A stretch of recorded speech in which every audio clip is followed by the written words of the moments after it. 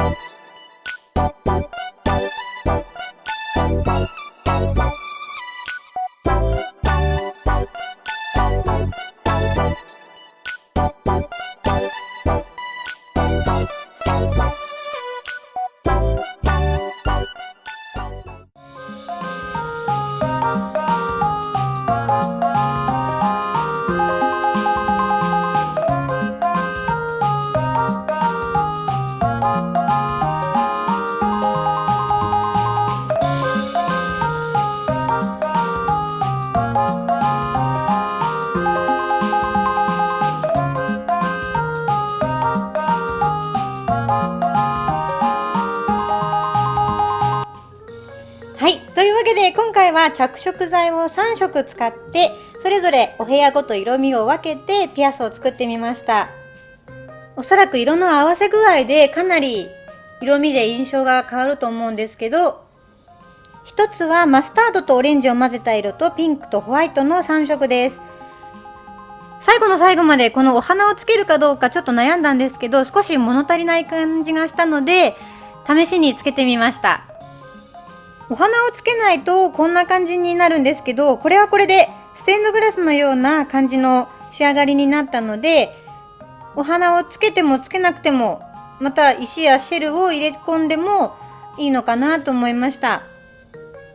このゴールドのフレームとワイヤーのデザインはこの周りだけもともとあるものなので、このワイヤーの長さやあと曲線を変えただけでいろんなデザインが生まれるので、このワイヤーも今回は若干の曲線を使ってただ当てはめただけなんですけど、あえてこうなみなみにしてみたりとか、ぐっとこう曲げて入れ込んでみたりとか、そこで色をまた分けてみたりとか、いろんなこう無限大のデザインの幅が生まれると思うので、オリジナリティがかなり出せるんじゃないかなと思います。今回はとってもシンプルなデザインにしてみたので、またこれからワイヤーを使っていろんな形のデザインを作れたらいいなと思ってます。ここまで動画を見ていただきありがとうございました。チャンネル登録よろしくお願いします。また次回の動画もぜひ見てください。ありがとうございました。